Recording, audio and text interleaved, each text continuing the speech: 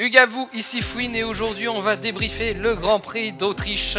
Un Grand Prix qui a été animé et on a cru qu'il allait avoir une catastrophe, notamment avec les deux Ferrari, surtout dans les sprints. Et puis heureusement ça s'est calmé. Puis il n'y a pas eu de gros pépins. Voilà, il y a eu quand même quelques contacts, mais c'est pas forcément avec les Ferrari, c'est un peu avec d'autres. Ça a été animé la course, et au final, voilà. Pour les deux Ferrari, pas de problème, pas de catastrophe. Enfin, disons que c'est pas ce que j'imaginais, voilà, parce qu'il y a eu une catastrophe, mais c'est pas ce que j'imaginais au départ. Mais c'est triste. D'ailleurs, je vais rebondir là-dessus, parce que pour commencer ce débrief, on va commencer par les deux malchanceux du jour, Sergio Perez et Carlos Sainz.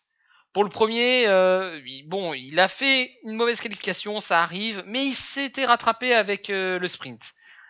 Et je pense très franchement qu'il aurait pu menacer les deux Ferrari. Mais il y a eu ce contact avec George Russell qui a bousillé sa course, qui a certainement bousillé un petit peu sa voiture parce qu'il n'avait plus le même rythme. Et bah, ça a entraîné l'abandon au 24e tour. Bon, c'est franchement dommage pour Sergio Perez, c'était vraiment pas mérité tout ça. Mais bon, c'est des choses qui arrivent et là, c'est vraiment pas de bol du tout. Ouais. Quant à l'incident, est-ce qu'il fallait mettre une pénalité? Autant, autant je suis à peu près persuadé que je remettrai la faute aux deux parce que George Russell essaye le plus possible de tourner à droite et je le vois pas vraiment tourner à gauche un seul instant. Autant Sergio Perez essaye de pas de tasser, mais il se rabat un peu trop tôt pour moi. Donc sur cet incident, je dirais plutôt 50-50, mais mettre une pénalité à George Russell n'est pas incohérent du tout, et je pense même que c'est une bonne décision. Ouais, je sais, je viens de dire que c'est 50-50, mais je vais m'expliquer pourquoi. Parce que tout simplement, j'estime que bah, ce genre d'avantage, il faut pas, voilà, faut pas que ce soit sans conséquence. George Russell qui, je suis sûr qu'il l'a pas fait exprès, évidemment. En même temps, c'est pas le genre des pilotes à vouloir faire exprès de faire un incident. Mais ouais, non, il fallait quand même qu'il y ait une pénalité pour George Russell. 5 secondes. Ça peut paraître peu, mais très franchement, c'était suffisant au vu de comment c'était. Et puis même, il y a eu un autre incident similaire après, pendant la course. Et du coup, bah, c'était 5 secondes aussi. Même si pour ce second incident, alors je sais plus quel pilote ça implique, parce que j'ai zappé tout simplement. Mais pour moi, très clairement, celui qui a eu les 5 secondes de pénalité, il les a bien mérités pour le coup. Là pour le coup, c'était totalement lui le responsable, selon moi. Voilà. Donc Sergio Perez, tant que j'y pense, il y a un truc que je ne comprends pas. Et ça, je vais pas parler du pilote là. Je vais parler de la séance de qualification. Parce que j'ai dit que j'en parlerai très brièvement dans le sprint. Donc je vais en parler maintenant. Il y a une chose que je ne comprends pas. Comment se fait-il que Sergio Perez puisse passer les Q3 ? Je me poserai pas cette question en temps normal, mais voilà, il y a eu une erreur de la part des commissaires. Ils n'ont pas vu Sergio Perez qui avait quitté la piste en voulant faire son meilleur temps. Et du coup, bah, ça a faussé les qualifications. Et au détriment de qui ? Au détriment de Pierre Gasly. Et ça, c'est le genre d'erreur. Bon, je veux bien admettre que ça arrive, ce genre d'erreur, ça peut arriver. Mais c'est toujours un truc qui m'énerve. Parce que je me dis, je sais pas, il y a 20 caméras avec les voitures, il y a 20 caméras qui permettent de voir en temps réel si les pilotes dépassent les limites de la piste. Je ne sais pas combien ils sont de commissaires précisément, mais qu'on me fasse pas croire que ils ont pas accès aux images instantanément. C'est assez bizarre. Je trouve que c'est assez étrange cette situation. Après, pour essayer de dédommager, voilà, de faire un petit peu l'avocat du diable, pour essayer de les défendre un peu. Faut préciser que le passage entre la Q2 et la Q3, le temps entre le moment où ça se termine, les Q2, et le moment où ça doit commencer, il est assez court, pour être franc. C'est assez court.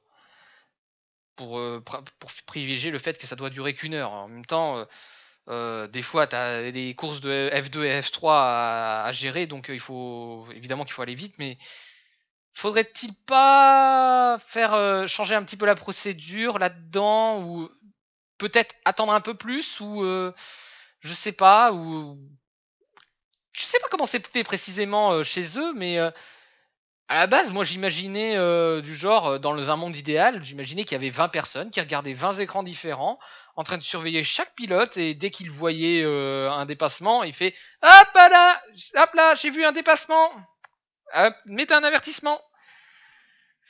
Ouais, je ne sais pas comment ça se passe précisément, mais je me dis que ouais, c'est peut-être un peu du flicage, vraiment un peu exagéré, mais bon, t'es dans une compétition aussi où il faut pas pardonner les erreurs des pilotes.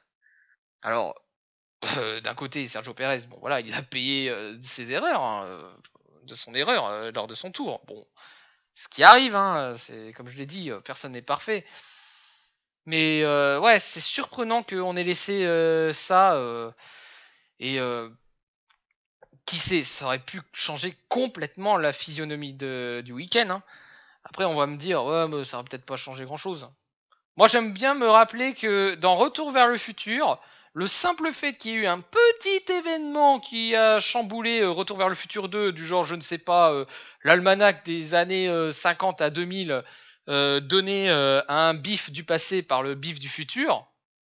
Ouais, non, moi, je sais pas, moi, je dirais que ce genre d'événement, voilà, c'est peut-être un petit truc, mais quand on voit le futur, enfin, quand on voit les années 1985 dans le film, ouais, non, ça a pas de petites répercussions. Petit changement, grande conséquence. Donc, si ça se trouve, on n'aurait pas eu les 2 crashs des Mercedes, par exemple. Mais bon, il a fallu faire comme ça. Au moins, faut avouer à moitié pardonner, mais il faut quand même faire gaffe, messieurs les commissaires, à ce genre de problème.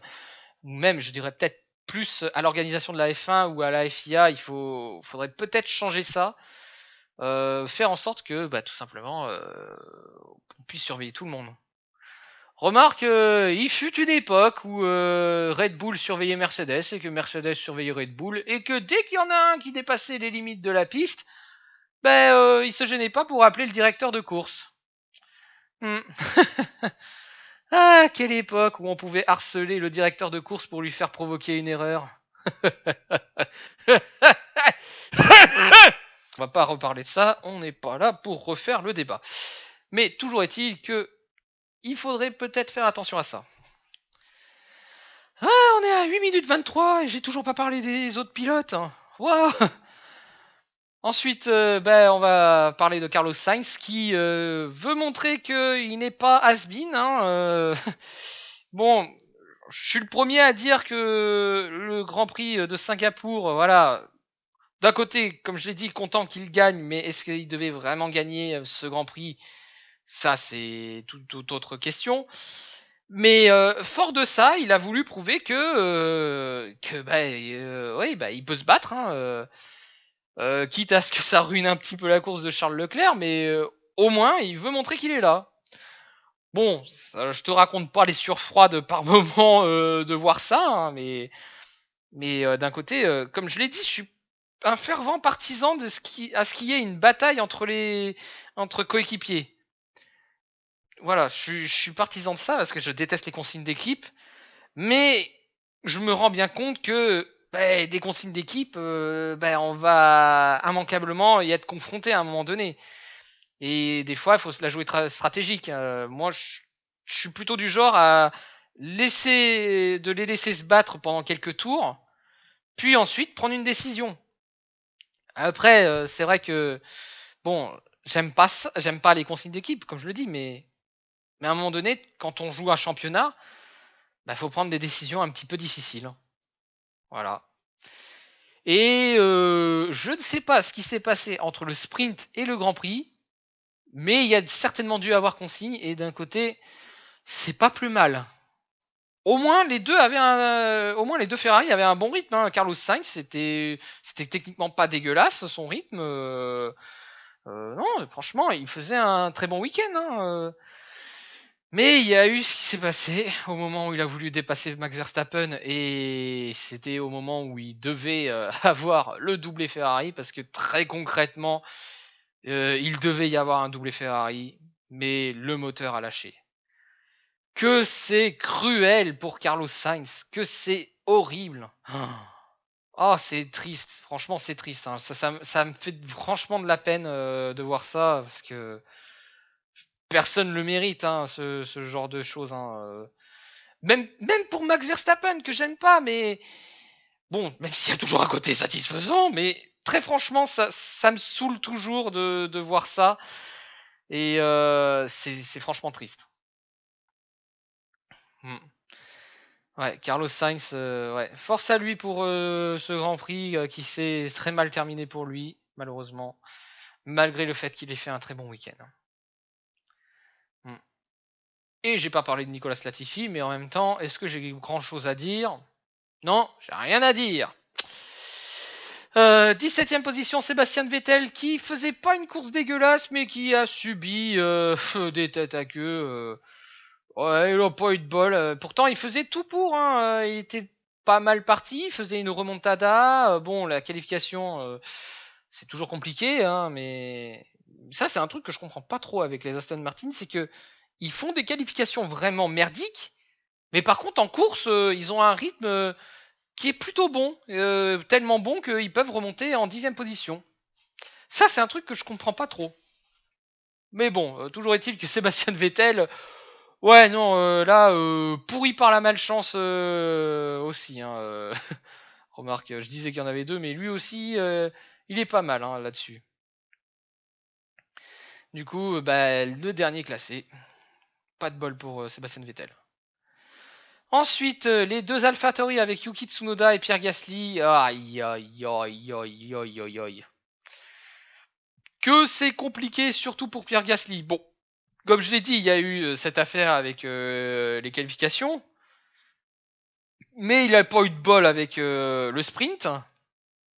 Et il a fait un peu, faut bien le dire, un petit peu n'importe quoi pendant la course. Avec des pénalités à gogo, malheureusement.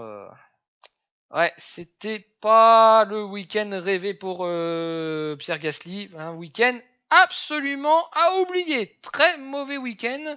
Et pareil pour Yuki Tsunoda. 14e position, Zhou Guanyu. Bon, c'est un peu difficile à juger parce que il ressort juste de ce crash à Silverstone. Fort heureusement qu'il va bien. Et fort heureusement aussi que Albon va bien. Hein. Heureusement, quand on voit la violence du choc. Mais ouais, bon, il avait fait quand même un plutôt bon sprint quand on sait ce qui s'est passé. C'est-à-dire que le sprint, à un moment donné, il y a eu un problème avec son moteur qui s'était coupé. Il a pu le redémarrer, mais bon, après, c'était trop tard. Il devait démarrer de la voie distance et remonter 14ème, c'était pas mal. Là, il a maintenu sa position. Mais ouais, c'était plutôt compliqué, mais je vais pas juger sur ce Grand Prix. On verra au Grand Prix de France que ça donnera pour Zhou Guanyu. Voilà, c'était on va dire un Grand Prix de transition. 13e position, Lance Stroll. Il fait du mieux qu'il peut. Hein. Il a livré de belles batailles, hein, très franchement. Mais ouais, c'est dommage, Lance Stroll. Il y avait potentiel à être dans le top 10 et malheureusement ça n'a pas suffi. Plutôt décevant, mais décevant bon. Voilà, c'est pas. Tu vois, d'un côté je suis déçu que il n'y ait pas les points évidemment, mais il n'a pas fait un week-end trop dégueulasse non plus. Donc voilà, je suis un peu tiraillé entre les deux. Même si l'impression générale qui ressort, c'est un peu plus de déception. 12e, Alexander Albon. Techniquement, il est meilleur que son coéquipier, comme toujours. Je sais pas comment il fait pour être dans les meilleures positions, mais en tout cas, il y arrive. Et il était dans le top 10. Mais encore une fois, la vitesse et la fiabilité de la voiture, enfin, les performances plutôt, parlent encore. Et c'est terrible parce que Alexander Albon, il y a quelque chose, voilà, on sent que sans la pression qu'il avait à Red Bull, il te sort de bonnes performances. C'est vraiment pas dégueu hein, ce qu'il fait. Mais bon, il doit composer avec une Williams qui est compliquée. En soi, je pourrais dire que c'est un bon week-end, mais je vais mettre quand même décevant. Voilà, je vais mettre au même niveau que Jalen Stroll, parce que il y avait le potentiel, mais voilà, c'est pas, voilà, c'est décevant au résultat, mais c'est pas un week-end dégueulasse qu'il fait non plus. Ensuite, 11e position, Valtteri Bottas, qui, bah, ça a été compliqué son week-end. Hein. Bon, c'était pas totalement dégueu. Hein. Il a réussi à avoir une 10e position en sprint, mais il a dû malheureusement changer des choses dans sa voiture. Enfin, c'est pas lui directement, c'est les mécaniciens qui ont fait changer des choses dans sa voiture. Et du coup, il a dû démarrer dernier. Donc ouais, ça tient à du miracle qu'il soit en 11e position.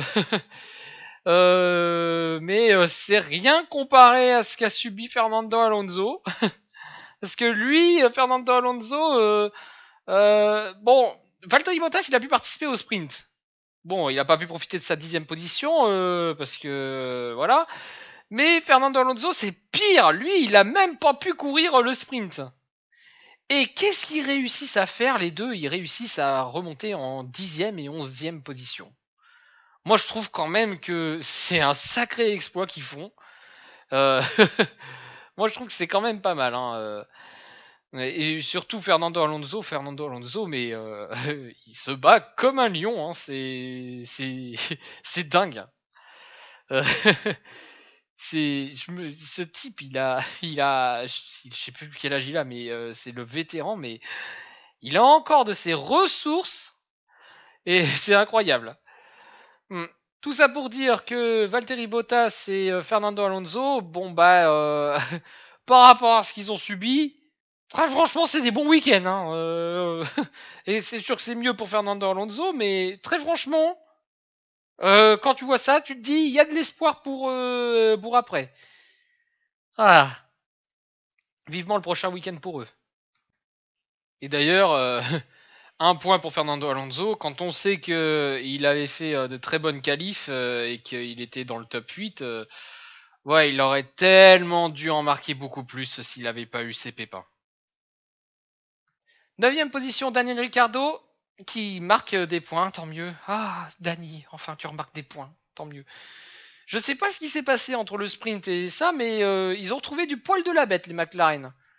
Après, est-ce que c'est parce que c'était les conditions de course, avec une voiture plus lourde, ils s'en sortaient mieux Mais toujours est-il que je suis content que Daniel Ricciardo ait des points, même si évidemment je préfère qu'il en ait plus, mais par rapport à ce qu'il y avait devant, c'était compliqué. Donc très content que Daniel Ricciardo ait des points. Bon week-end dans l'ensemble, voilà. On va dire c'est un bon week-end, ils se sont rattrapés. Ensuite, Kevin Magnussen 8ème qui fait aussi un bon week-end, hein, pareil. Hein, de toute façon, les As, elles sont revenues au niveau, tant mieux. Donc Kevin Magnussen qui a offert une belle bataille avec Mick Schumacher notamment, mais au final cette bataille fut gagnée par Mick Schumacher.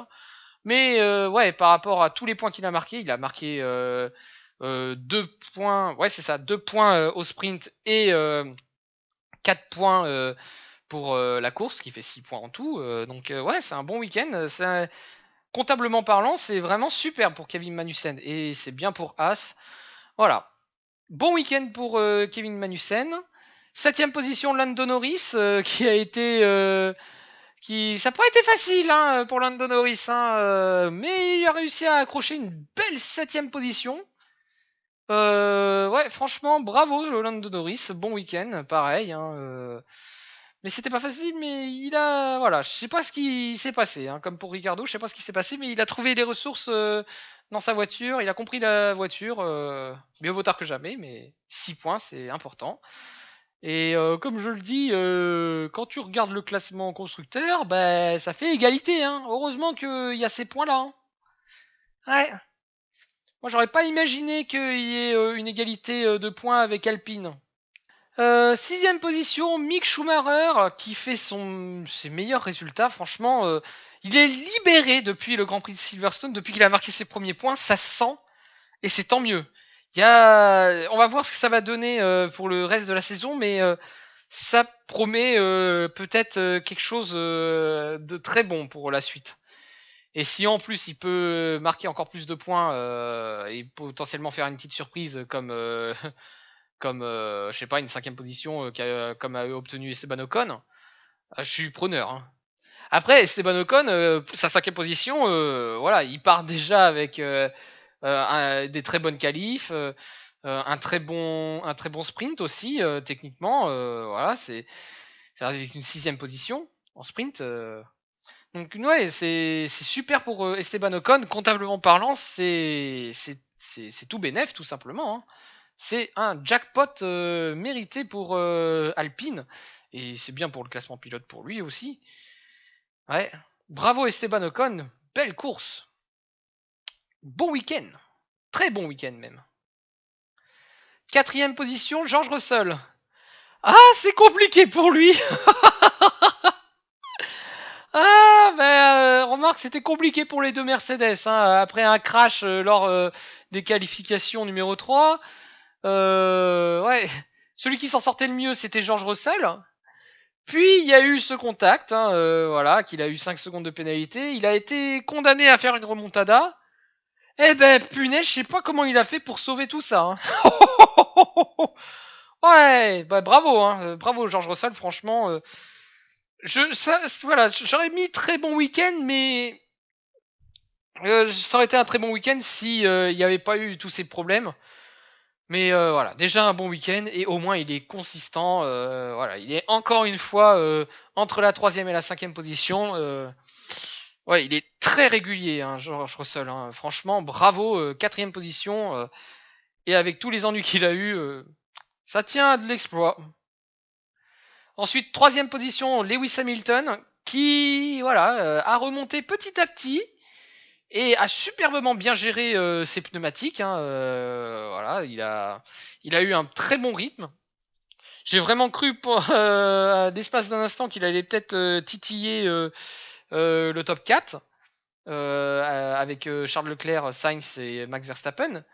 Mais vraiment les titiller dans le sens vraiment les déranger. Bon, c'est peut-être pas fait, mais au moins le rythme était là et ça fait du bien de revoir Mercedes avec du rythme, même si c'est pas encore totalement ça, parce que il faut être encore plus rapide. Hein, mais voilà, il y a du progrès et Lewis Hamilton, même si voilà, il a été un peu lent à la détente au tout début, parce qu'il a marqué 16 points là où son coéquipier a marqué 8, 7, 6, 5. Ouais, il a marqué plus de points techniquement son coéquipier. Il a 17 points, ouais, il a 17 points sur ce week-end. Comme quoi. Mais ouais, bon week-end pour Lewis Hamilton. Et même, ouais, très bon. Ouais, je sais pas, techniquement ça. Ouais, je vais simplement mettre bon. Parce que il a techniquement un point de moins que son coéquipier sur ce week-end. Mais très franchement, je suis pas loin de le donner à très bon. Hein, voilà, mais on va être juste, je vais le mettre à bon aussi, comme pour George Russell. Deuxième position, Max Verstappen. Et première position, Charles Leclerc. Ah, bah, c'est pas facile de déterminer lequel a été le meilleur. Bon, si on regarde d'un plan comptable, c'est évidemment Charles Leclerc. Mais quand on voit la physionomie des deux courses, ouais, c'est assez différent. Autant Max Verstappen, pour un temps rapide et le sprint, c'était lui. Autant, pour après, pour une course plus longue, les performances n'étaient pas là. Enfin, les performances n'étaient pas là. Il est quand même deuxième, hein, évidemment, faut relativiser. Mais quand je dis c'était pas là, c'était par rapport aux pneus blancs. Je ne sais pas si c'est véritablement une erreur de stratégie au final de son écurie parce que et encore erreur de stratégie, c'est pas vraiment une erreur à la Ferrari hein, où c'est vraiment où Ferrari ils font des erreurs qui niquent tout. Là, c'est plus on va dire une erreur peut-être plus parce que ils ont voulu peut-être essayer un truc, ils ont fait un coup de poker. Au moins, c'est un coup de poker qui se tente, voilà, qui est compréhensible.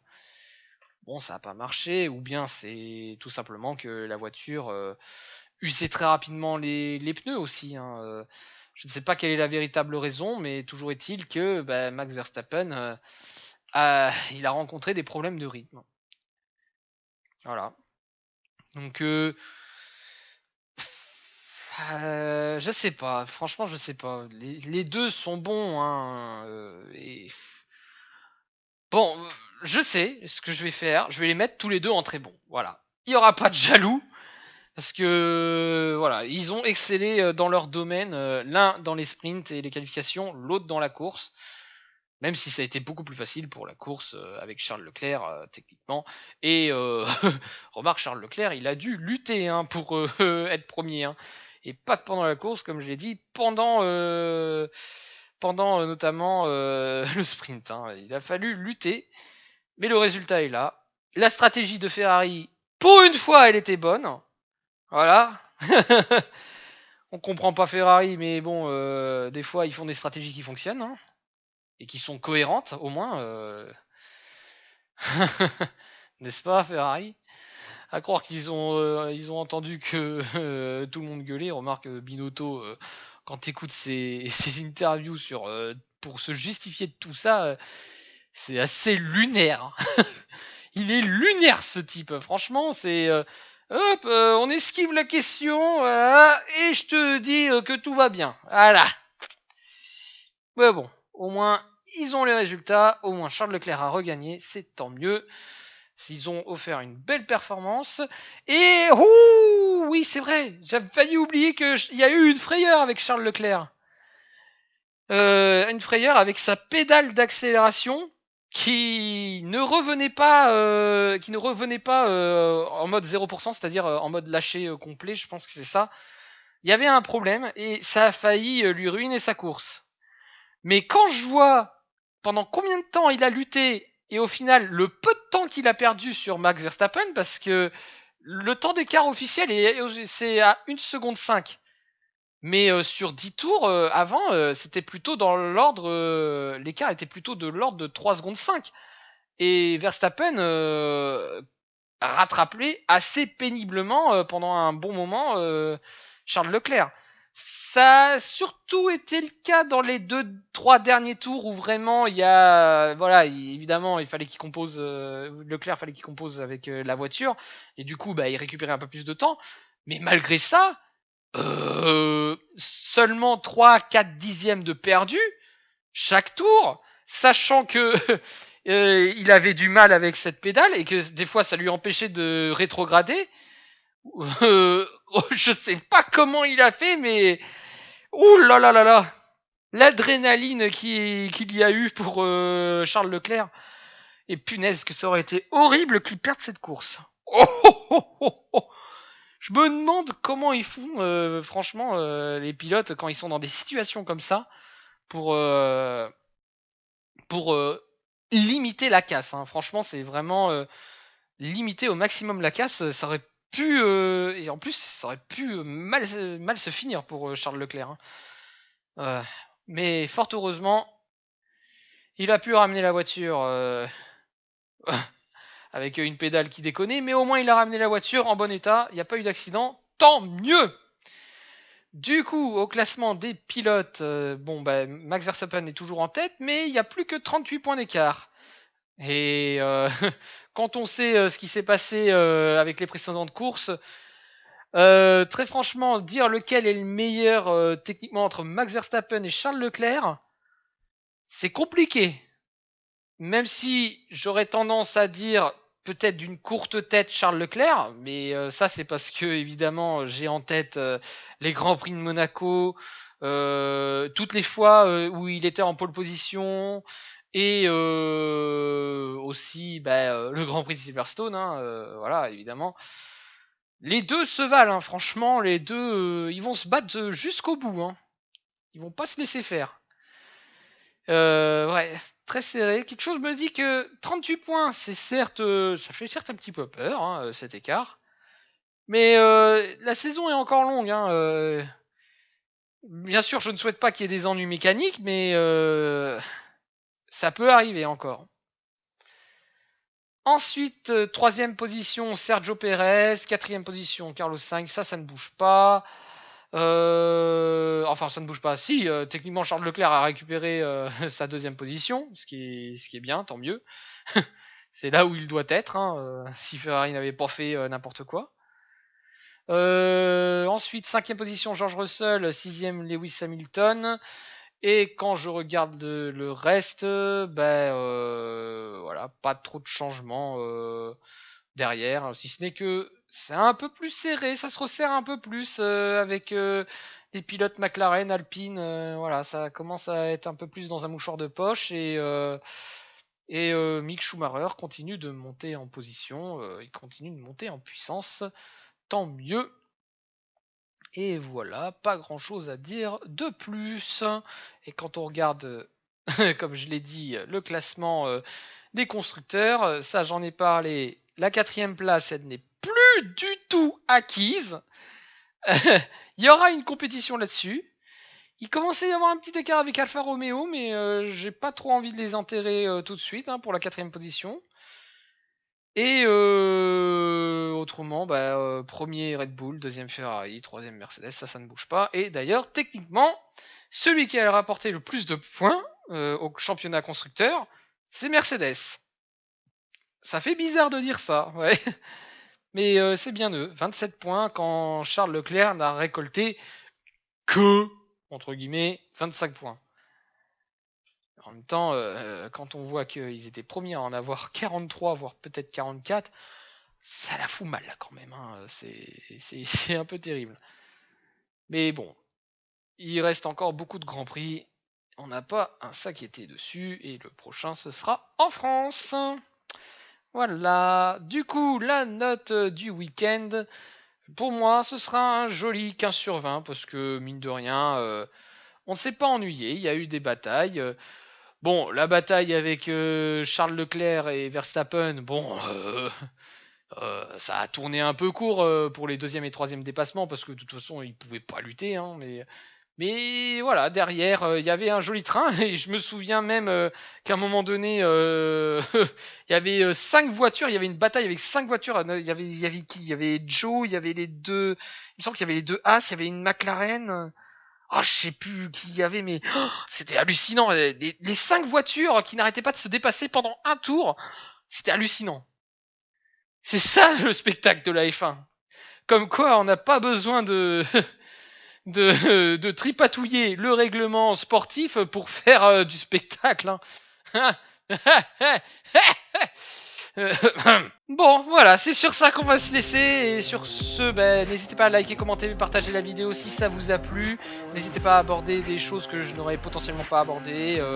Si vous êtes d'accord ou pas d'accord, n'hésitez pas, les commentaires, c'est fait pour ça. On se retrouve pour un prochain débrief, le prochain débrief. Et sur ce, je vous dis ciao!